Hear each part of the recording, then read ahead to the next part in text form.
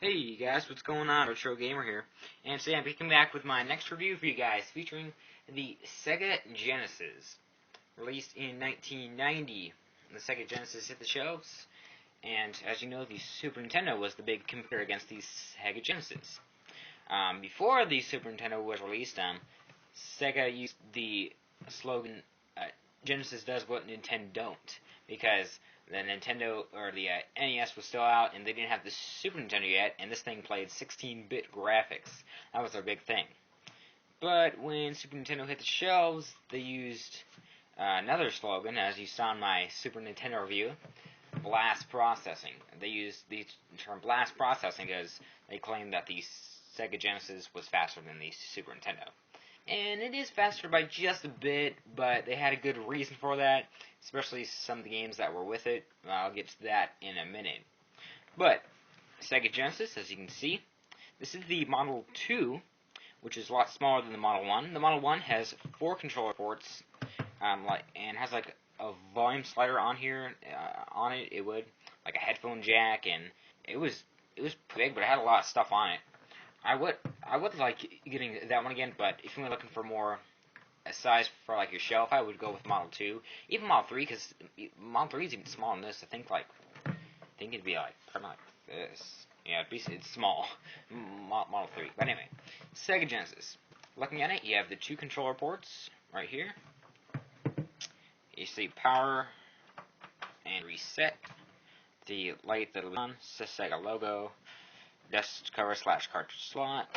Genesis logo up here. Awesome. Let's see on the back. You got your ports.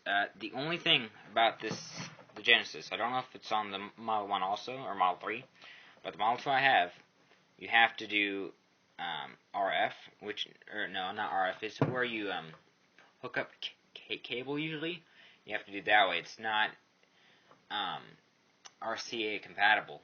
So that's the really big downfall there. So that's something to keep in mind when you're getting these. And then here's just the AC adapter port. By the way, just keep in mind the AC adapter for the Model 2 is also compatible with the Sega Game Gear. So if you have Game Gear, want to run off that, it is perfect for that. But heading aside, looking at the controller. So this is the just the original controller that came with it. So here's Sega Genesis controller. As you see, says Sega Genesis. Pretty good D-pad. I'd say it's a bit stiff, but it's okay. And the buttons are labeled A, B, and C. Only 3 buttons instead of Super Nintendo where it had like 6 buttons, I believe. And then it has start, no select. So it's pretty standard. It's definitely not ideal for fighting games like Street Fighter 2 or anything like that. You'd have to get the 6-button turbo controller for this Sega Genesis, because 3 buttons not gonna work at all. Pretty standard.